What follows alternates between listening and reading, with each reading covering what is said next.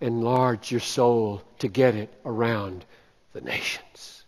That's the sickness in so many American Christians, and they don't know why. Their soul is sick. There are, as I see it here, three things that the psalm tells us to do to the nations.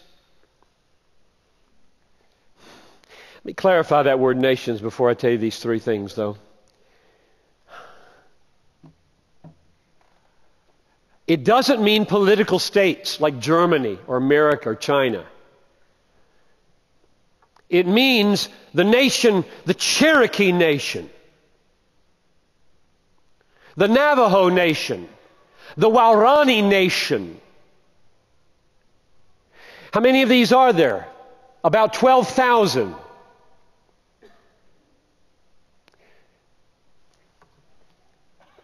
How many of them are not reached?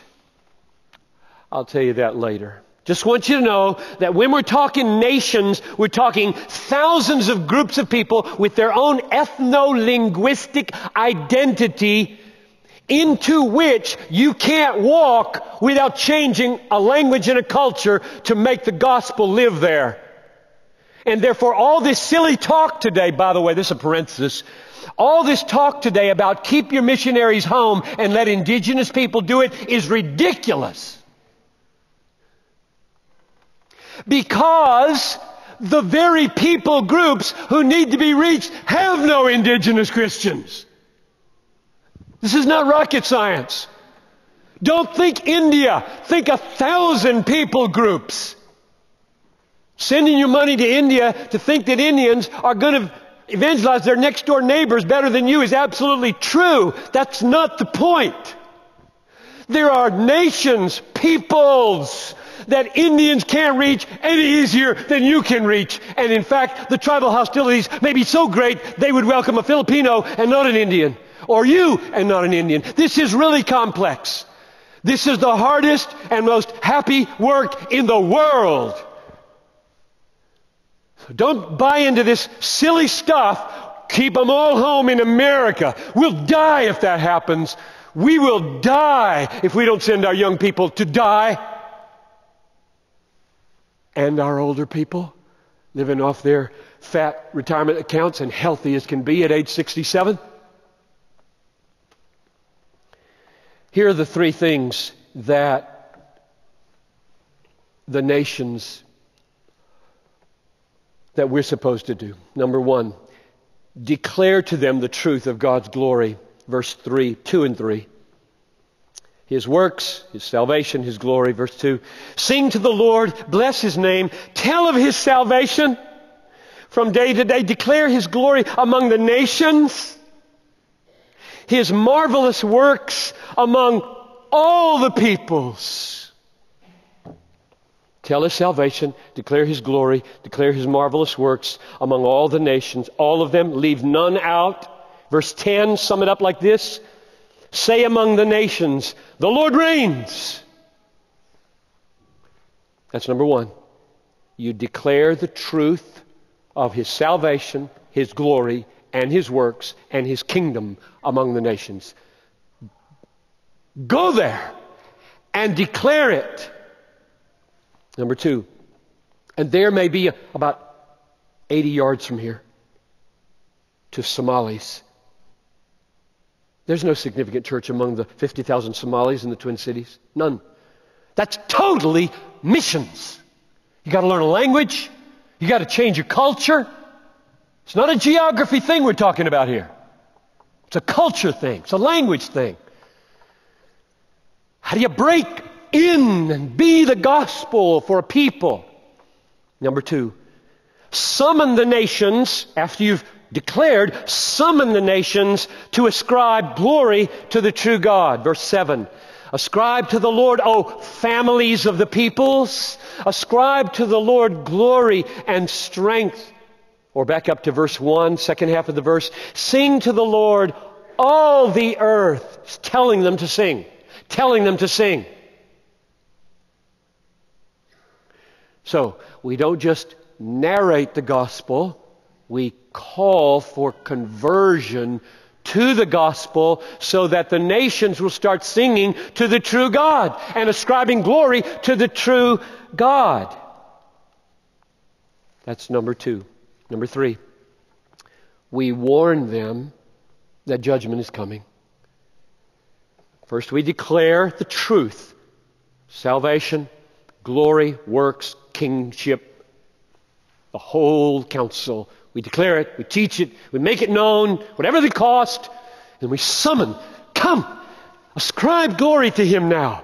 Leave your worthless idols, Americans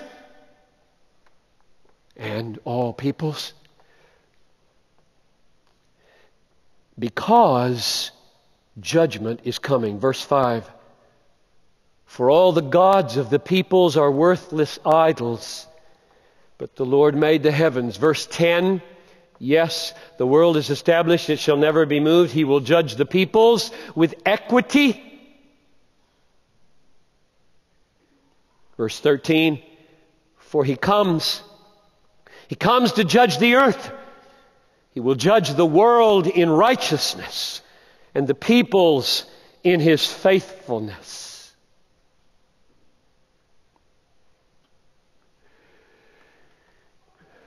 Verse 5, in America today is as politically incorrect as any sentence can be. And if you are interviewed on the radio, I pray God you won't wimp out on this one. Like so many are wimping out.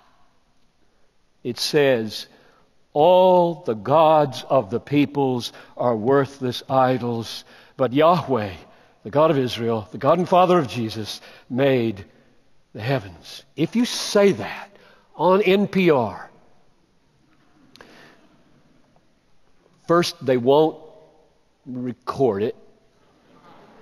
But if they do, they will follow it by calling you arrogant and calling you intolerant and calling you narrow-minded.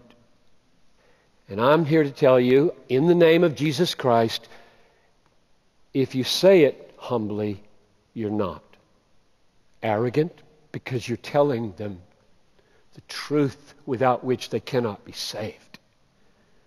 And you're not narrow-minded, because how could you be narrow-minded if your mind is getting around all the truth of the universe and re-saying it? And third, you're not intolerant because you would lay your life down rather than kill a person who had another God. And the basis of your tolerance of their error is Jesus Christ. It's the strength of your faith that makes you willing to die for those who are wrong. It's not the strength of your faith that leads you to kill. That happens for jihadists, not Christians. So, sing to the Lord, all the earth. Declare His marvelous works among all the peoples. He is to be feared above all gods. Tremble before Him, all the earth. All the gods of the peoples are idols means all. The God of the Psalms is laying claim on everybody and every people group, none excluded. There aren't two ways to heaven. One Jewish way, one Muslim way, one Hindu way, one Buddhist way, one Spiritist way, and a Christian way. Let's leave each other alone. That's not what the Bible and this psalm teaches. He is summoning all the nations to ascribe glory to the true God, because judgment is coming if you don't. That's the message, and it's the most loving message that we could give, because we don't write the book. Don't leave any out. Don't let any unloving